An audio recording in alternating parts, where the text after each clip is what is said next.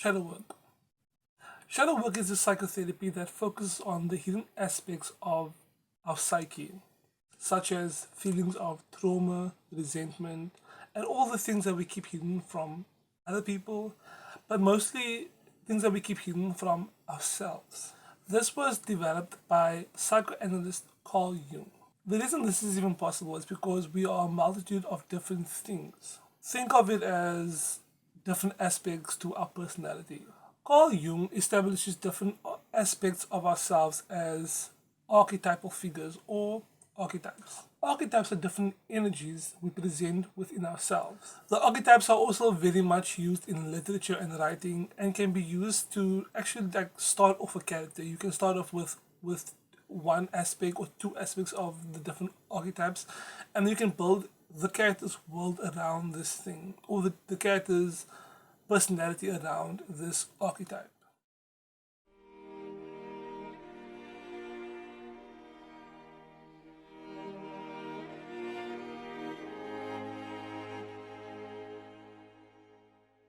Jung's four major archetypes are the persona, the anima and the animus, the self, and the shadow. The persona is the mask we show to the world. I'd even go as far as to call it our ego.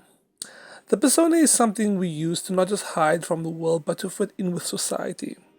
As children, we grow up learning certain rules and restrictions that aren't deemed so socially acceptable. We hide our primitive nature, compulsions, and emotions in order to fit in with the world around us. It is natural to want to be accepted and fit in with society. However, if we identify too much with a persona, we can lose sight of who we truly are. The anima and the animus. The anima is the feminine image in males, whereas the animus is the masculine image within females. The collective and personal unconscious plays a huge role in this because it is shaped by external forces. The collective unconsciousness encompasses the rules and standards within society, such as how men and women should appear and be like. The personal unconscious would be a more close and personal view because it is shaped directly by the people in your life, such as your father, mother, brother, sister, etc. This is actually a very broad topic that I would love to explore in another video because I have direct experience with my own anima. Exploring the anima and the animus is compulsory for seeking psychological wholeness and being okay with the masculine and feminine energies within yourself. The self. The self is the individual's core identity, encompassing thoughts, feelings, and experiences that define their unique existence. It represents the unified unconscious and conscious of an individual. Jung often represented the self as a circle, square, or mandala. It consists of the ego being in the middle, but in the center of it would be the self. The personality not only encompasses the consciousness, but also the ego and the unconscious.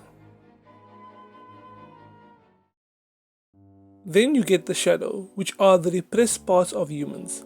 The shadow exists as part of the unconscious mind and is composed of repressed ideas, weaknesses, desires, instincts, and shortcomings. It consists of the darker elements of us, such as feelings we deem as negative, such as jealousy, envy, prejudice, hate. We tend to hide these parts of ourselves from the world and even from ourselves. There's a concept called the collective shadow, where society at large represents the darker parts of being a human in a society. It's like the negative traits of a society that most of us tries to put away. An example I guess I would give would be if you look into the city amongst all the beautiful skyscrapers, right below are homeless people living and walking down the streets. Most of us just ignore or walk past them so we can carry on with our day because who wants to deal with it? Homelessness is part of a larger issue, and even though we know the truth, we won't really want to deal with it and expect the people in power to handle it. That casts a shadow and basically says that you feel powerless and need a savior, even though there's more that you can do. It would obviously be a lot of work, effort, and sacrifice, but we won't give up our lives for the cause. This creates shame within ourselves and therefore now needs to be hidden. Though, that's kind of how our brain works when it comes to mental and emotional pain. Our personal shadows are shown to us through our actions, thoughts, and feelings. They are also shown through our projections of other people. For example, someone who is quiet and reserved and hates conflict will project that insecurity onto someone who is more outspoken and will perceive their assertiveness for arrogance and start to look at them with negativity because they feel they lack that aspect in themselves. They think every time that person asserts their boundaries, they take it personally and assume it to be disrespectful or rude. Now, if that person just had to understand that they are projecting, it wouldn't cause them so much pain. They start to lash out at assertive people who set forth their boundaries. That's the warning about the shadow that is always lurking, and if you don't address it, it starts to take over your life. I'd even say you get possessed by your shadow. The shadow needs to be addressed because it has the potential to ruin your life. Most people continue their lives with the shadows unaddressed and just accept things that happen in their life and call it fate when it could have been avoided. The shadow only exists to show you what needs to be dealt with. Now, the shadow isn't all bad. The shadow isn't necessarily bad in the way we think bad and good exists, but is more neutral.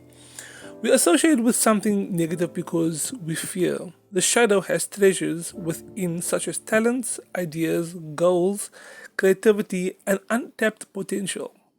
As children, we have so much creativity and things we'd love to be. There are no limits within the mind of a child. But as we grow older and start to internalize the system and the culture we are in, we begin to realize there are limitations that we place upon ourselves due to needing to fit in or to survive. Fear begins to encroach our being. There's always this conflict within ourselves, and we fight authenticity and our sense of identity we've built for ourselves, whether it's being popular or being nice, or any kind of identity we cannot step out of. An identity we build always reaches down to our core and is associated with safety and belonging, which is highlighted in Maslow's hierarchy of needs. When our identity gets shaken or shifted, it begins to create this fear and brings us back to the most basic of need, which is safety. For thousands of years, we've adapted to living in communities because living away from the pack doesn't ensure survival and you'd be sure to be attacked by a bear or a lion or some fucking predator.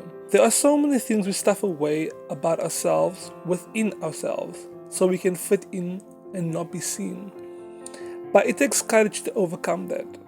As you get older, you begin to realize you are the only one who's actually stopping yourself because no one cares as much as you do.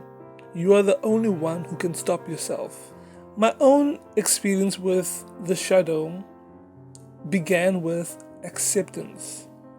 The first thing is always acceptance. Accepting that you are a flawed person and that you aren't as perfect as you think you are. Or at least that's how I accepted it because I had a God complex in many ways. I think we all have kind of like a God complex in different aspects. I wasn't explicitly telling everyone that I thought I was better than them, but from years of being bullied, I created the persona telling myself that I was better than everyone and that everyone was just jealous of me. It was a facade I had to create to protect myself from feeling vulnerable. But at some point in your life, the barricades you build to protect yourself from the outside world doesn't work anymore, and you can begin to let the light in again and open yourself back up. Here are some questions that you can actually ask yourself to start off your shadow work process. What do you hate about people and how does it reflect a part of yourself? What's an embarrassing memory and why is it embarrassing? Who in your life has a huge impact and why? If money didn't exist, what would you be doing right now? What is a promise that you break and keep on breaking for yourself? When was the last time you felt jealousy and why? What is a trigger and why? And lastly, why? Just keep on asking why and just keep on asking why, because the deeper you go, the the rabbit hole always gets deeper. There's always more to know about yourself. Really sit down and ponder and think for even maybe hours and probably even days. But there's one way that you can actually do this, which is active imagination, where you can actually just sit with yourself and just imagine yourself in a specific place and look at the characters that you've built and speak to them, talk to them, and they can even like help you with yourself. Isolation. Really sit with yourself and start to think about the different situations in your life. The different interactions with everybody around you and with yourself all mean something. As above, so below, as within, so without. You don't want to be controlled by your shadow. So if you want to make the unconscious conscious, you free your mind and you become more self aware.